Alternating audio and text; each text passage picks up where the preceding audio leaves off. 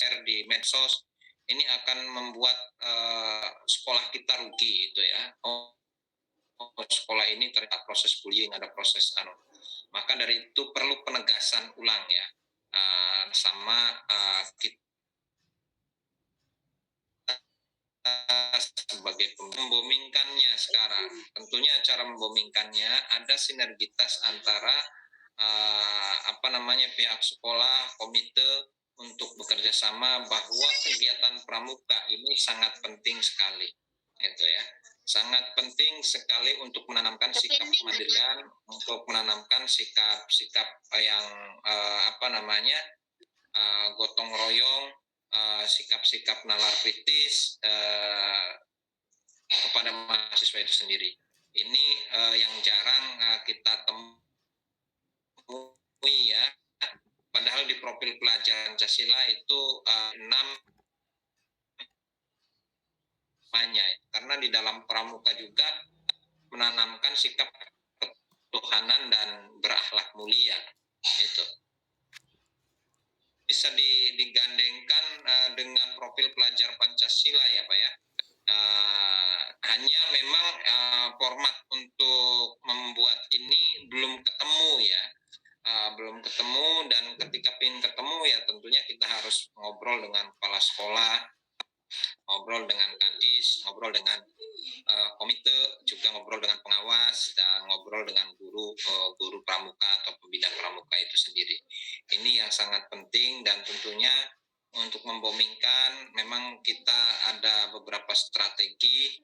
Yang pertama itu tadi menggunakan teknologi ya, memunculkan bahwa pramuka itu sangat luar biasa gitu ya. Dan tentunya aktivitas-aktivitas ini bisa kita upload di medsos, walaupun sebenarnya kalau keputusannya menteri atau presiden menginstruksikan A, maka itu akan lebih mudah gitu ya, bersifat struktural itu ya keputusan itu. Tetapi untuk membuat itu tentunya dari PGRI ya, Persatuan Guru Republik Indonesia, atau Persatuan Pramuka ya seluruh Indonesia, itu bisa mengusulkan sesuatu ke Pak Menteri, baik itu Kemenag ataupun Kemendikbud ataupun yang lainnya gitu ya, yang berkaitan atau sebagai stakeholder dalam aktivitas itu. Ini akan lebih mudah. Bisa juga melalui istilahnya kalau BPIP ya, pramuka bekerjasama dengan BPIP yakni tentang penanganan ideologi Pancasila. Ini sangat-sangat luar biasa untuk membomingkan itu. Dan kalau Bapak Ibu kerjasama dengan BPIP itu lumayan, itu uangnya cukup banyak ya.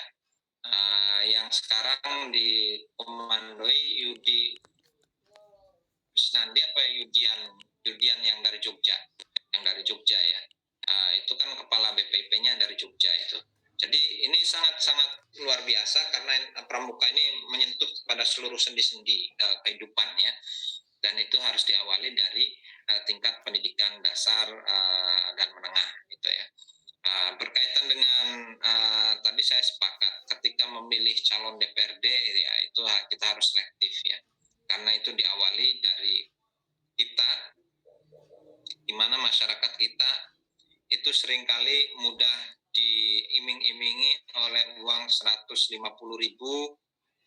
oleh uang 200.000, tetapi kita rugi selama 5 tahun gitu ya, atau selama 4 tahun itu dengan diganti uang hanya 200.000 atau paling tinggi 500.000. Ini tentunya pendidikan politik yang sangat luar biasa. Bapak Ibu guru juga bisa bekerja sama dengan Panwas ya, ataupun KPU. Saya ada beberapa teman di KPU ya, ketua KPU Sulteng dulu, ada juga salah satu ketua KPU di pusat, dan seringkali bekerja sama dengan pihak kampus ya. Jadi itu. Ini yang sangat penting sekali, dan Pancasila hubungannya dengan HAM itu, atau Pancasila versus HAM. Memang seringkali ini kita berbenturan antara HAM dengan konsep-konsep yang ada di dunia pendidikan, yang ada di dunia masyarakat.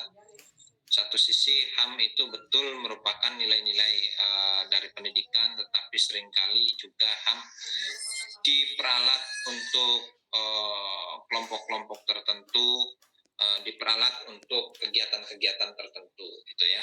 Bukan untuk menumbuhkan kesadaran, tetapi justru diperalat untuk aktivitas-aktivitas tertentu ya. Maka seringkali HAM ini terkontaminasi oleh faktor-faktor kelompok ya, oleh faktor-faktor kepentingan pengusaha, oleh faktor-faktor kepentingan NGO, oleh faktor-faktor kepentingan pemerintah dari luar. Karena ide gagasan ini memang dari Indonesia kan dari dulu kan sudah ada, tetapi ini yang secara ini kan dari luar itu ya, untuk penanaman HAM ini. Orang Indonesia hanya ngikut, terkadang hanya ikut-ikutan juga. Apa sih makna yang sebenarnya? Apa sih sebenarnya yang terkandung di dalamnya? Kita hanya mengikut, oh di luar begini, jadi di Indonesia mungkin akan begini jika diterapkan, dan ini akan membantu. Padahal ketika membantu juga akan merusak beberapa sendi-sendi yang memang terkadang di beberapa pasal itu justru merugikan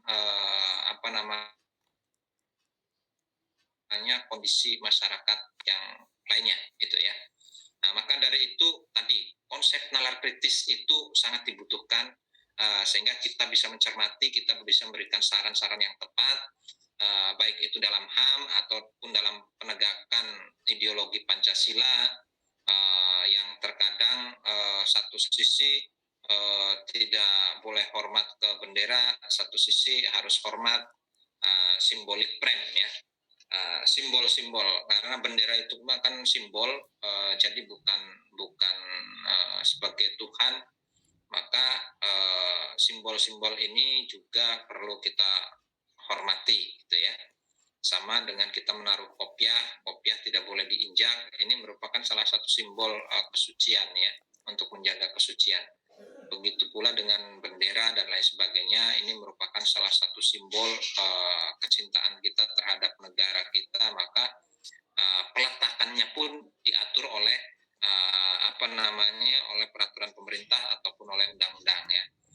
Penyematan bendera itu tidak boleh di poin atau objek-objek tertentu ya. Ini sangat penting sekali ya.